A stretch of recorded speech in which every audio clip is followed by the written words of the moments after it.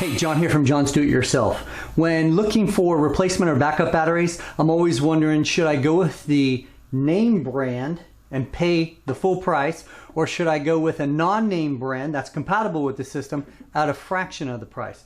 So what I thought I would do is, for your benefit, pit them all in a head-to-head, and we'll see what the results are. What I have here is a DeWalt 20 volt 4AH, a DeWalt 20 volt 5AH, and their top of the line 20 volt Flex 12AH. And what's compatible to that is a Hotster 20 volt 12AH as well. And so what I'll do, these two are supposed to be comparable. We'll put them to a test. We'll see what the results are. I will be completely unbiased, and then I will just lay the facts out there and let you make your own decision in the end. So I think the results might be surprising to you. So let's get testing. I decided to check all the charges that are set at the factory before shipping. When I took the Hotstern out of the box, pressing the battery charge button showed that it was fully charged. So I grabbed my multimeter to check what fully charged meant. This battery came from the factory with a 20.33 volt charge, but let's throw it on the charger anyway and see what we can top it off to. So it only really took 2 minutes to trip the fully charged function, and when testing it, it actually did take a slight bit more of a charge. So we topped this battery off at 20.54 volts. So next I pulled out the DeWalt Flex 20 volt 20AH battery. I swear the packaging took me more than 5 minutes to get through. They packed these things tight. But once out of the box, it only had a charge of 17.3 volts, but the indication light on the side of the battery was showing that it was fully charged. So after allowing it time to indicate it was fully charged on the charger, it tested in at 20.59 volts, the highest of the group. Out of the box, the 20 volt 5AH tested at 18.54, and fresh off the charger tested in at 20.54 volts. This battery ended up with the same charge as the Hotstern. So out of the box on the last battery, the 20 volt 4AH tested in at 18.22 volts, and then fresh off the charger tested in at 20.52 volts, just 0.07 volts behind the Flex. One important thing I thought I might not want to overlook was the actual compatibility, because when ordering, in the back of my head I'm always thinking, will this work with those other tools that I have, you know, the ones less common than your drill and your saw. So I grabbed a few less common tools to see if there were any issues with snapping them in and powering them up.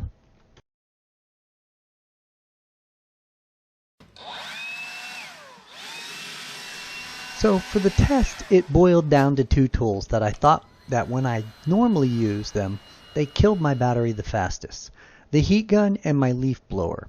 Well, given this some thought, I decided that the heat gun might create some extra added heat to the battery and not be a fair test and null and void it. So I will use the leaf blower because it's a constant in this battery test and it blows cold air, so nothing should heat up but the battery by itself. So if you're unaware, battery life is reduced at higher temperatures, so we will try to keep this nominal and use the leaf blower. So first up, a fully charged Hotstern battery. Okay, for fun, since the blower was already running, I thought I would blow my driveway and sidewalks. And just to be fair, yes, I did this all 4 times. I can at least say my driveway was pretty clean at the end of this review. But since we have time to burn, let me give you a quick rundown on what AH means. AH is short for amperes per hour. Even though the higher amp rating does not mean higher power, you can expect a bit more power from the larger battery. The reason is that a 12 AH battery, there are 12 cells doing their job. Hence, it can supply continuous and stable power to the tool.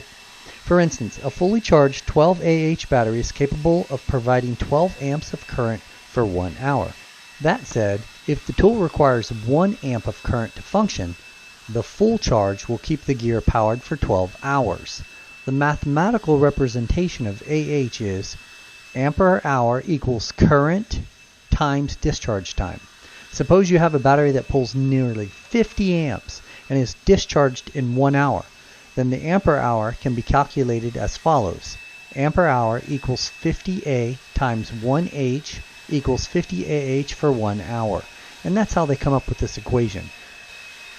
But this is without resistance.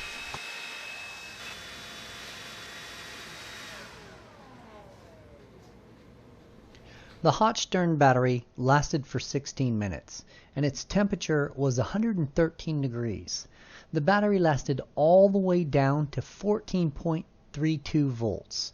At 113 degrees, it was also too hot to place back into the charger, so we will let this cool down and see how it does holding a charge again once it's cool.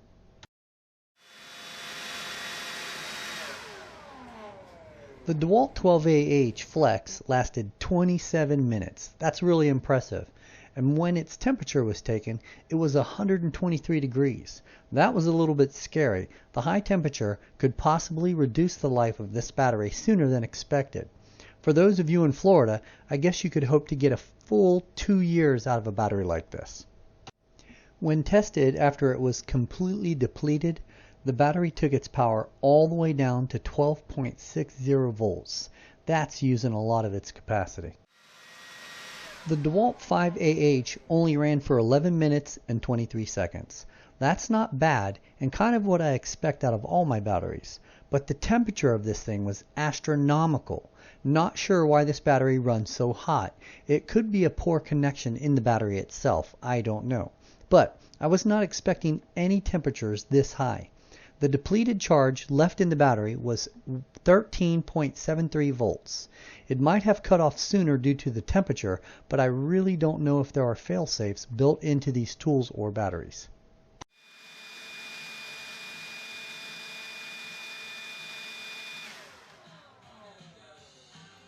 The DeWalt 4AH ran for 7 minutes and 12 seconds.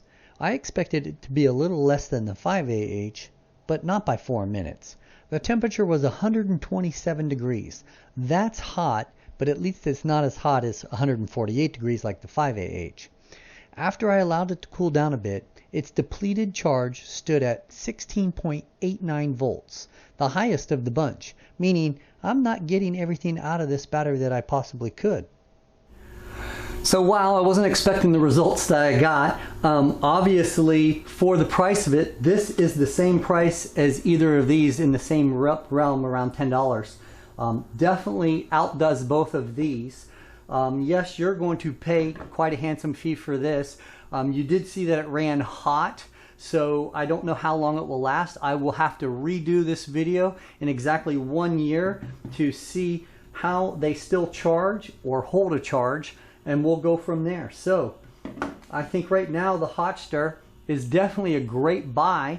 I'm not trying to promote this or anything, but if you want your money's worth and you want the power, I don't see any reason why you can't go with the non-name brands to power your tools. So as always, thanks for watching, and don't forget to hit that subscribe button.